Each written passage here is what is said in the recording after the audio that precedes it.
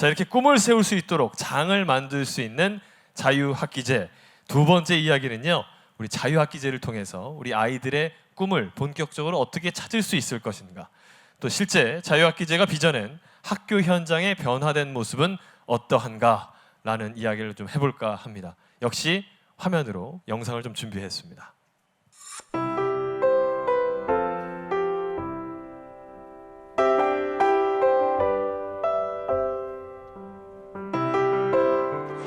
선생님만 수업하시는데 우리는 선생님과 학생들이 소통하면서 즐겁게 가끔 부담스러울 때도 있는데 선생님께서 강요하시지 않고 저희의 생각을 물어보시기 때문에 자연스럽게 대답할 수 있는 것 같아요. 집중력이 생기고 더 활동적이게 되는 것 같아요. 수업 시간에도 많이 졸고 근데 요즘에는 발표도 많이 하고 그렇게 되는 것 같아요. 안 친했던 애들과도 더 친해지게 되고 그러다 보니까 친구들과 같이 공부를 하게 되면서 더 많은 것을 얻을 수 있는 것 같아요.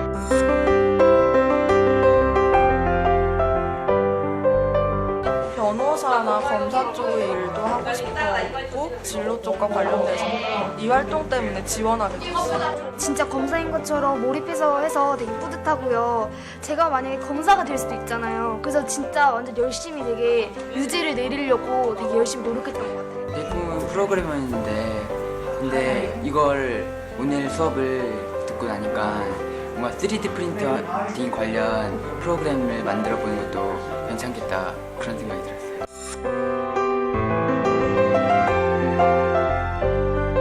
학생들 스스로 계획하고 실천하는 모습을 보면서 흥미도 생겼고 집중력도 많이 길러졌습니다. 진로에 대해서 더 많이 고민하게 되고 더 진지하게 생각하게 되는 것 같아요. 학생들이 수업 시간에 다양한 모습으로 질문 등을 통해서 발전하는 모습을 알 수가 있습니다.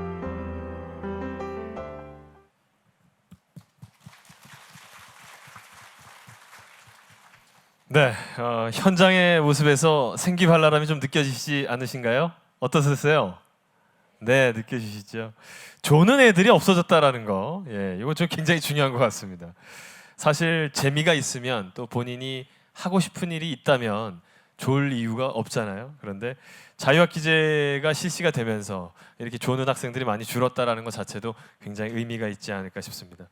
앞서서 한 학생이 3D 프린터와 관련된 중학생인데 그런 산업의 변화를 또 직감하고 본인이 거기에 대한 준비를 한다는 걸 보면서 깜짝 놀랐습니다. 자, 과연 대학이 원하는 인재의 기준도 바뀌고 있고 또 산업 현장의 변화도 바뀌어가고 있는 이런 현실에서 과연 교육제도가 실제 현장에서는 어떤 변화의 바람을 불러일으키고 있는지 아이들의 본격적인 꿈찾기에 대한 이야기 또 다시 한번 해보도록 하겠습니다.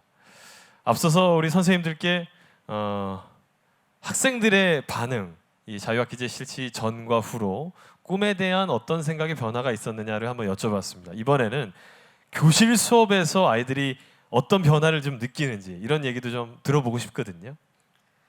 교실 수업에서 옛날같이 강의식보다는 협동식 수업이 많이 이루어지고 있어요. 그래서 일례로 제 수업을 말씀을 드리자면 수학이니까 아이들이 수업 시간에 칠판에 문제를 푼다라고만 생각을 하고 있거든요. 근데 자유학기를 하면서 이제 저 나름대로 이제 주제를 연구하게 되고요. 그거에 따라서 이제 실험 보고서를 쓴다든가 아니면 함수로 그림을 그려본다든가 이런 식으로 하다 보니까 문제를 풀 때는 공부 잘하는 아이들만이 눈에 띄었었거든요. 그런데 함수로 그림을 그리고 그다음에 실험 보고서를 쓰다 보니까 오히려 그림을 아이들이 공부 못하는 아이들이 더 잘 그리는 거예요. 그래서 실내로 어떤 애는 이제 바다에 배가 떠 있고 갈매기를 그렸거든요. 그런데 그게 딱 5가지의 함수로 표현되게 그렸는데 오히려 선생님들이 그걸 보고 평하실 때 많은 함수를 가지고 복잡하게 그린 아이들보다 훨씬 잘 그렸다고. 그래서 아이들이 이제 공부를 잘 하지 못하는 아이들한테도 눈길이 가고 이런 아이들도 있구나. 그런 것들이 생기고요. 협동 수업을 할 때는 거의 공부 잘하는 애들이 주도적으로 하는 게 있었는데 못하는 아이들도 자꾸 참여시켜 버릇하니까 1년 동안 작년에 제가 중학교 2학년 때 목소리를 한 번도 들어보지 못한 아이가 있었어요. 그 아이가 올해는 말을 하더라고요. 그래서 발표하는 모습을 보고 아, 진짜 많이 아이들이 달라지는구나라는 걸 느꼈습니다. 그래요. 정답만이 답이 아니다라고 얘기들 하잖아요. 우리 아나운서도 신입 사원들 이렇게 들어오면 질문을 합니다. 자, 저 부분에 대해서 한번 멘트 해봐. 그러면 사실은 정해져 있는 시간 내에 딱 부러진 정답 안이 있어요.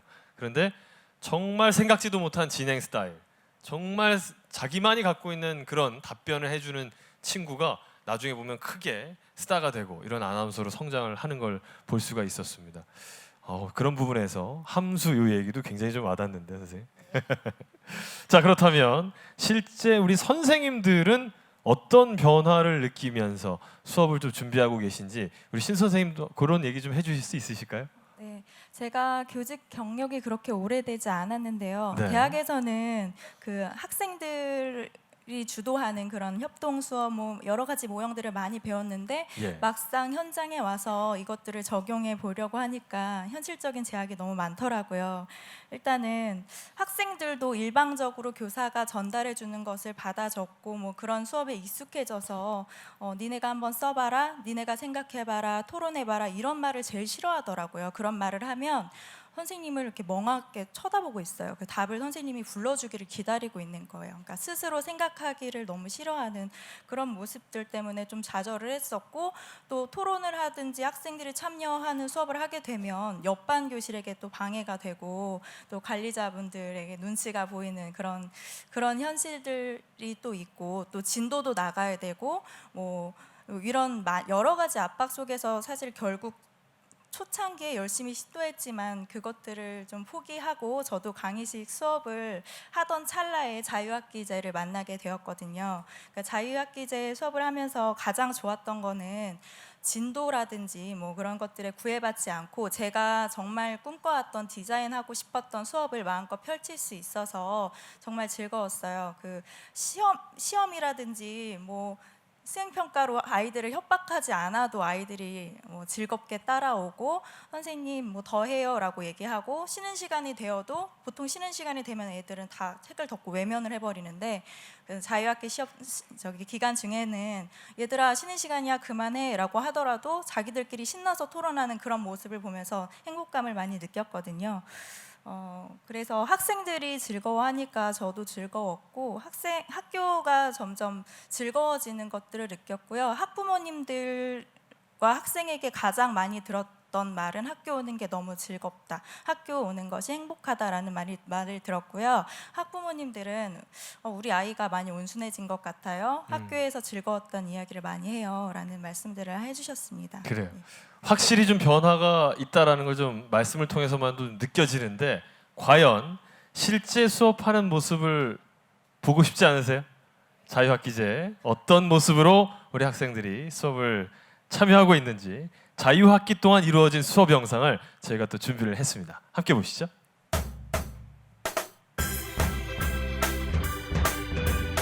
제가 융합 수업을 시작하게 된 계기는 과학 시간에 지식 전달 위주로 수업을 진행하다 보니까 학생들이 과학을 점점 싫어하게 되고 어려워하는 게 보였어요. 그래서 어떻게 하면 쉽고 재미있게 가르칠 수 있을까 고민을 하다가 융합 수업을 시작하게 되었는데요. 과학적인 원리와 그 다음에 수학적인 지식, 그 다음에 음악적인 적용을 한데 묶었습니다. 예를 들자면 피타고라스 음계 수업을 진행을 할 때 아이들은 수학 시간에 유한소수와 순환소수에 대해서 배우고 그 소수가 음계에 어떻게 적용되는지, 그리고 과학 시간에는 진동수에 따라서 높은 음과 낮은 음이 나게 되고, 그 다음에 음악 시간에는 악기를 이용해서 연주해보는 수업을 진행을 하였는데요. 이 수업으로 저희 학생들은 폭발적인 반응을 보였습니다. 학생들이 피타고라스 음계가 음악을 전공하는 아이들만의 세계가 아니라 자신들도 직접 경험할 수 있고 간단하게 악기를 만들어 봄으로써 이것이 실생활에 어떻게 적용되는지, 그리고 쉽게 다가올 수 있는 음악과 수학과 과학의 원리라는 것을 습득하게 되었습니다.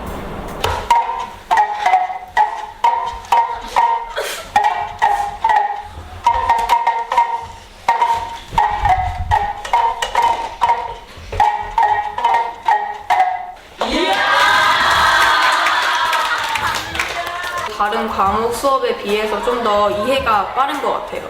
좀 더 쉽고. 왜냐면은 수학 과목에서 그냥 선생님이 설명해 주시면 그냥 개념은 그런 개념이구나 라고 생각을 하고 그냥 스쳐 지나가게 되는데, 이런 식으로 융합 수업을 하다 보면은 피타고라스의 정리가 실생활에 어떻게 적용되는지 예를 들어주시고 그러시다 보니까 아무래도 좀 더 개념이 이해가 더 잘 되는 것 같아요.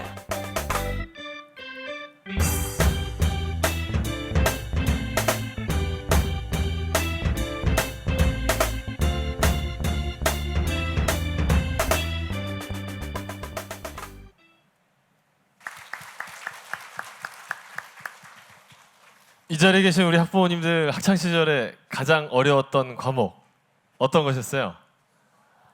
제가 뭐 객관식을 들으려고 했는데 수학을 먼저 답변해 주셨네요. 수학이 정말 어렵긴 어렵습니다. 근데 그것을 저렇게 융합 수업이라는 걸 저는 너무 경험해 보고 싶어요. 지금 보면서 화면 보면서 저 학창 시절에 저런 게 있었으면 조금 더 수학 성적을 잘 받아서 저도 저 사자 붙이지 않았을까. 아닙니다. 자, 우리 최소연 선생님, 아까 앞서서 그 함수 얘기, 그림 얘기 이렇게 해주셨는데 수학과 음악의 결합, 또 수학과 과학, 음악 이런 것들이 이렇게 융합으로 이렇게 진행이 된다라는 게 굉장히 색다른 것 같습니다. 예. 융합은 이제 교과 수업 시간에 일정 시간에 할애를 하시거나요. 아니면은 이제 저희 학교 같은 경우 학교 수가 너무 커요. 11학급이라서 선생님들끼리 진도나 뭐 그런 걸 맞추기 상당히 힘들어 하시기 때문에 저희 같은 경우에는 교육과정 재구성을 통해서 핵심 성취 기준이라는 걸 활용을 하거든요. 그런 다음에 프로젝트 수업을 할 수 있는 3-4시간을 빼서 그거를 하나의 주제를 가지고 수업을 합니다. 그랬을 때 이제 1학년 아이들은 그렇게 수업을 하고 2, 3학년들 같은 경우에도 그것을 많이 요구를 하는 편이고요. 실제로 2, 3학년 학생들을 대상으로 그런 수업을 했을 경우에 낙오되는 학생들이 하나도 없이 전혀 참여하는 모습을 보여주고 아이들 되게 재밌어합니다. 그럼 학업 수준이 조금씩 올라오는 게 좀 느껴지시겠어요? 학업 수준까지는 모르겠어요. 아직까지는. 그런데 수학에 대한 자신감이나 아니면은 관심은 많이 보여요. 맞습니다. 그래서 제 책상 위에 여러 가지 만들기를 놓여 있거든요. 예. 그러면은 공부 못하는 애들이 간혹가다 와서 선생님 이거 뭐예요? 하고 묻고 관심을 보이는 쪽이 많이 늘어났어요. 사실 수학이 왜 어려우셨어요? 그냥 처음부터 어려우니까 그 다음부터는 관심 안 가지지 않았어요? 그런 관심의 변화가 학업 현장에서 이루어졌다라는 것 자체가 굉장히 중요한 의미가 아닐까 싶습니다. 자, 오전에 교과 수업과 또 오후에 자유학기 활동 수업 이런 것들이 유기적으로 연결이 되면서 우리 학생들이 정체성도 찾고 꿈과 끼를 찾는데 아주 많이 발견을 해 나가지 않을까 싶습니다. 우리 학생들의 자유학기 활동 모습은 또 어떨지 학생들의 모습을 영상으로 또 준비했습니다. 화면 함께 만나보시죠.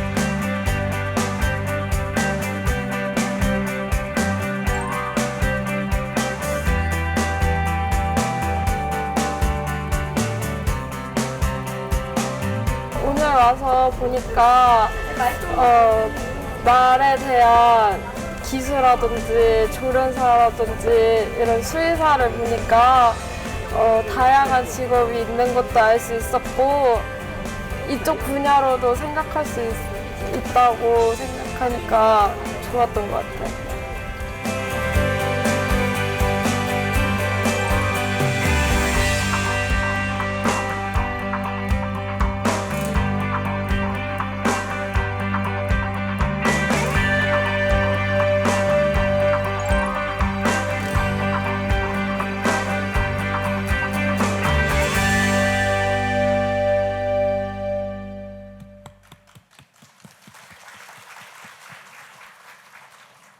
저는 중학교 때 왜 우리나라에서는 여자 치어리더가 있는 그런 학교들이 없을까 이런 생각했었거든요. 외국 영화 보면 다 나오잖아요. 그렇죠? 조금 전에 화면 보면서 야 치어리딩 같은 거 활동하는 그런 학생들 보고 깜짝 놀랐는데 자 오전 시간에는 이렇게 교과 수업과 연계한 융합 활동도 하고 오후에는 이렇게 자유학기 활동을 통해서 활발한 다양한 또 체험을 하는 모습을 영상을 통해 볼 수 있었습니다. 혹시 자유학기제에 실질적으로 어떤 모습을 하고 있는지 궁금하시면 유튜브에서요 자유학기제 또는 자유학기제 수업 이렇게 검색을 해보시면 우리 아이들이 자유학기제 기간 동안에 어떻게 수업을 하고 있고 또 어떤 활동들을 하고 있는지 눈으로 직접 확인하실 수 있을 겁니다. 자, 우리 김진섭 어머님, 자유학기제를 경험한 자녀를 두고 계신 우리 어머님께 제가 또 여쭤보고 싶습니다. 우리 학생하고 이제 점점 더 대화를 많이 하게 됐다 이런 말씀도 해주셨는데 실제로 아이가 저런 자유학기 활동, 다양한 체험 활동을 하고 나서 뭔가 성격적으로나 또는 이런 다양한 변화의 모습을 좀 보여주지 않았을까 싶거든요. 어땠었습니까? 네, 맞습니다. 작년에 참관한 수업 가운데요.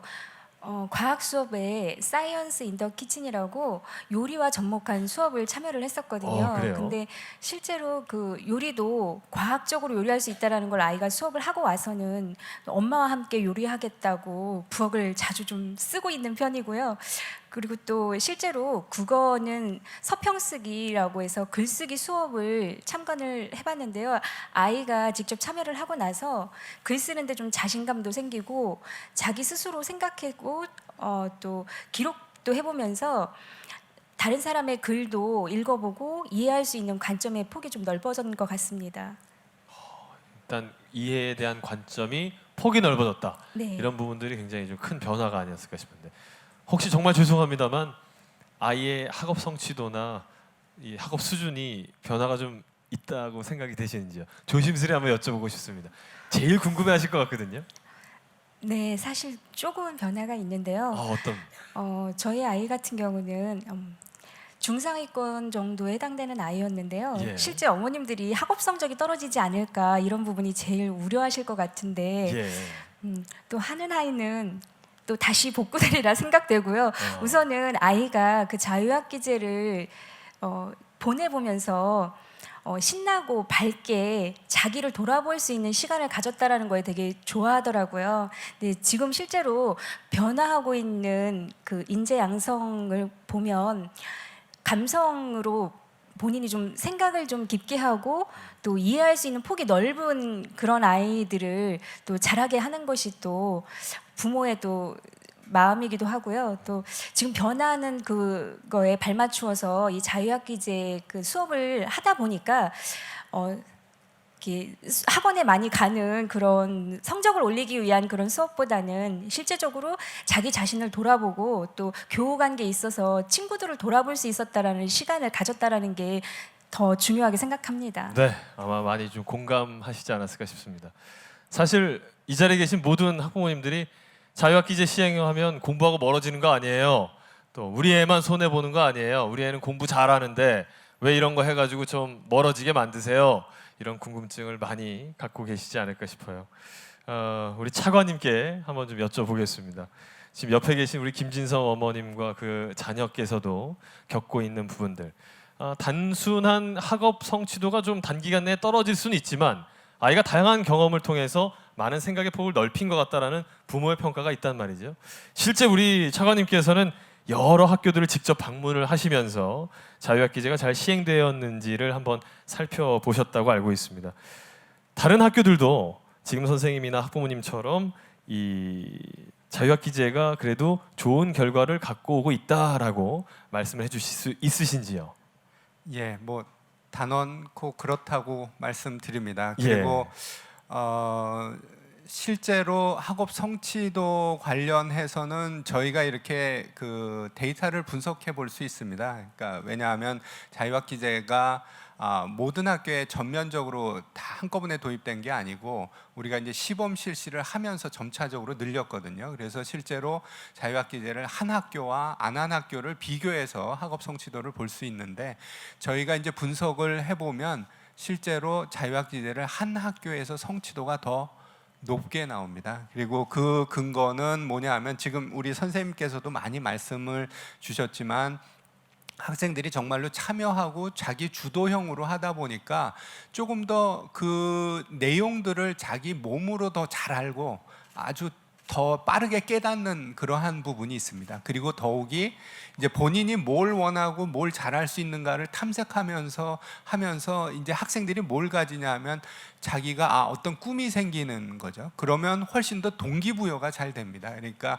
어떤 학습 방법이 좀 더 좋아지는 부분, 동기부여가 좀 더 잘 되는 부분 때문에 이 학업 성취도 자체는 조금씩 올라가고 있다. 그리고 아마 저희가 아직까지 이거를 데이터를 가지고 하지는 못했지만 중장기적으로는 훨씬 더 좋을 거다. 저희는 그렇게 기대하고 있습니다. 그러니까 정말로 자기가 원하는 거를 알고 있다면 더 노력하는 게 당연하다고 생각이 되죠. 그래서 우려하시는 그런 성취도 저하는 없을 것이다 이렇게 말씀을 드리고요. 저희가 이렇게 자유학기제 이렇게 토론을 하고 이렇게 다니면서 이야기 들은 것 중에 이렇게 뭐는 뭐뭐다 이렇게 정의하는 이러한 것들을 많이 하죠. 그래서 뭐 땡땡이다. 예. 이렇게. 그래서 자유학기제는 땡땡이다. 그러면 뭐 예를 들어서 뭐 체험이다 아니면 뭔가 창의다 뭐 이렇게 하는 건데 맞죠. 예. 그 땡땡 중에 제가 들은 것 중에 가장 재밌는 거가 뭐냐면 자유학기제는 예.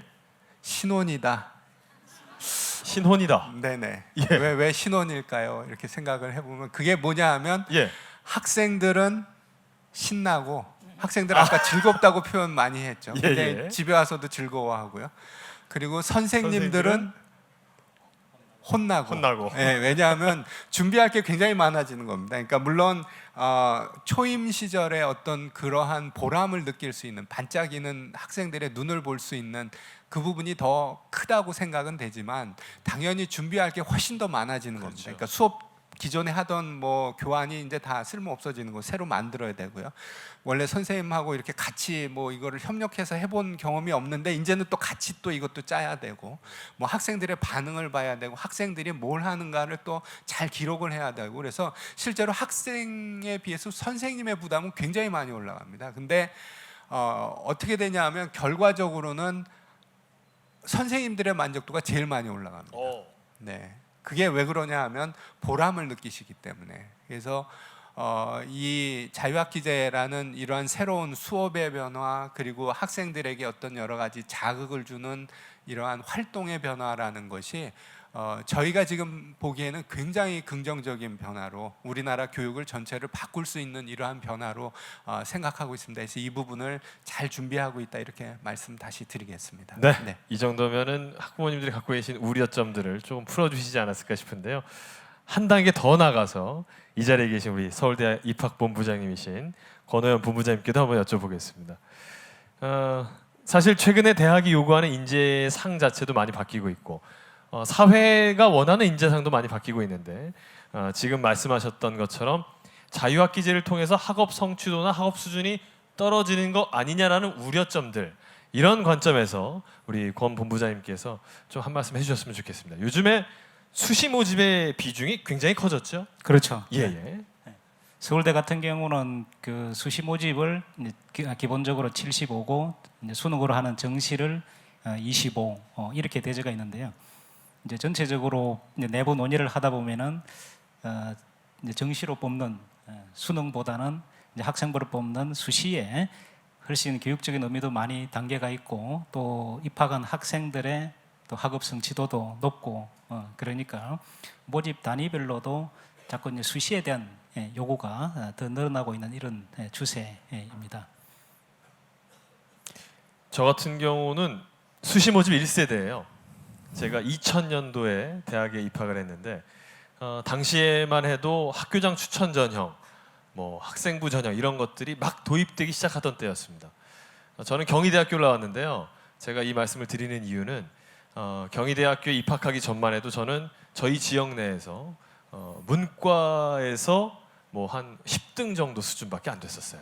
아나운서 하면 막 전교 1등하고 막 이럴 것 같잖아요. 그렇지 않았습니다.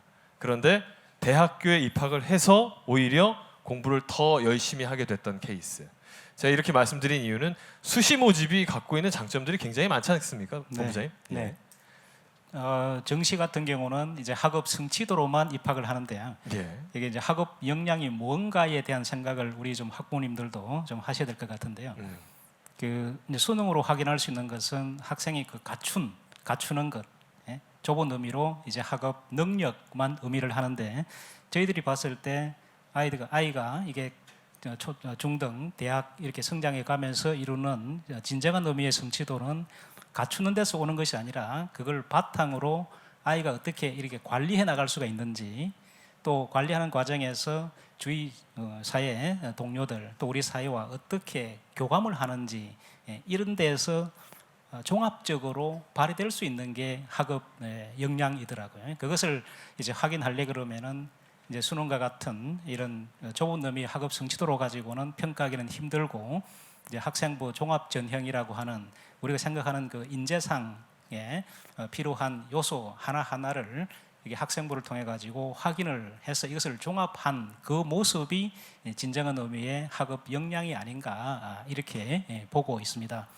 이게 저는 우리 그 차관님께서도 신혼이라는 말씀을 하셨는데요. 네. 우리도 그 학생부 종합 전형에 대해 가지고 그 신혼 이야기를 많이 합니다. 수능으로 하면은 거의 뭐 일주일 만에 간단히 끝낼 이런 평가인데, 학생부 종합 전형을 하면은 거의 2개월, 3개월이 소요되면서 이제 본부 내에 있는 분들 상당히 힘든 이런 상황에 있습니다만은, 또 한편으로 보면은 수능이 있을 때는 정말 우리 대학하고 고등학교의 어떤 교감 이런 걸 느끼지 못했었는데, 이제 학생부 종합 전형 체제가 되면서 정말 우리 학교 교육이 어디로 가야 되는가 하는데 대학도 이제 역할을 할 수 있는 이제 이런 걸 느끼면서 정말 신나하는 이런 분위기가 우리 내부적으로도 있고요.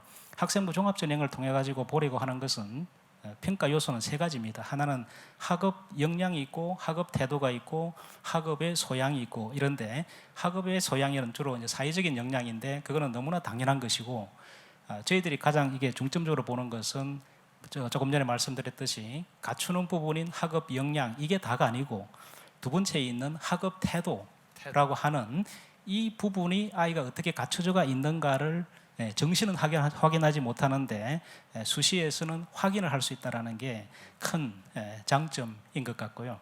그러니까 당장 이게 바깥에 드러날 수 있는 이런 객관적인 지표보다는 아이의 내면에 이렇게 성숙해 가고 있는 어떤 모습, 그걸 저희들은 흔히 이제 내적 근력이라고 이야기를 하고 있습니다. 사람이 우리에게 외부적인 이런 근육만 있는 게 아니라 사람 내면에도 이런 근력이 있는데, 이런 근력이 없이 갖춘 것만 있으면은 이게 오래 가지를 못하거든요. 갖춘 부분을 고등학교에서는 고등학교 수준, 대학에서는 대학교 수준, 또 직업 세계에 가서는 직업 세계 수준에 맞게끔 쭉 관리를 해가면서 자기 주도적으로 그걸 업그레이드 시킬 수 있는 이런 역량, 거기에는 집중력도 있고 열정도 있고 관심도 있고 또 인내력도 있고 이런 것들이 다 갖춰야 되는 거거든요. 그런 걸 쭉 키워가는 것이 우리 학교 교육이 돼야 되지, 그냥 일방적으로 지식만 전달하고 학생은 그것을 수용적으로 받아들이는 이런 모습은 사실은 학교의 본질이 아니거든요. 그런데 이제 그런 탓을 지금까지는 계속 입시 탓을 돌렸었는데, 이제 입시는 그에 맞게끔 이렇게 이제 변화를 이제 하려고 그러니까 학교 교육이나 학부모님들의 의식도 이제 바뀌어야 되지 않을까 싶고요. 그 핵심은 지금까지는 우리가 입시를 준비를 해가지고 간다, 이 준비 컨셉이 학교 교육에 쫙 깔려가 있었는데, 이제는 준비가 아니고 학교 교육을 열심히 하면은 그걸 바탕으로 자연스럽게 대학으로 가는 이런 환경이, 이런 체질 변화가 도입이 돼야 됩니다. 그렇지 않고 계속 그냥 준비를 하고 간다 그러면은 그 준비에 누가 잘하는지 이것만 사회적으로 관심이 드는데 그거는 아무런 도움이 되지 않는 이런 건 거거든요. 지금은 입시가 거대한 댐이 돼가지고 학생들이 그 댐을 거슬러 올라가기 위해 가지고 힘겹게 준비해 올라가는 이런 모양인데, 이게 아니고 그러면 이제 그렇지는 않겠다. 고등학교나 중학교는 중학교 그 교육에 맞는 취지대로 교육을 시키면은 대학이 이제는 그것을 눈여겨보고 거기에 맞게끔 입시를 설계해가지고 학생이 들어올 수 있는 이런 체제를 차근차근 마련해 가겠다라는 게 지금 입시니까요. 이제 학생들이 자유학계제에서부터 하는 이런 그 어떤 수업 방식이라든지 의식을 고등학교로 계속 이어간다 그러면은 저는 대학 입시에 유리하면 유리했지, 불리한 요소는 저는 없다고 봅니다. 예, 대학 입시의 현장에서 벌어지는 아주 뜨끈뜨끈한 얘기들 직접 들어볼 수 있었습니다. 저는 가장 기억에 남는 건 결국은 학교 교육 현장에서 있었던 성취도가 자연스럽게 입시로 연결이 될 것이다. 알겠습니다, 선생님. 자, 무엇보다 중요한 것은 우리 아이들이 목표와 희망을 가질 수 있게 도와주고 우리 부모님들이 기다려줄 줄 알아야 되지 않나라는 생각도 하게 되는데 말이죠.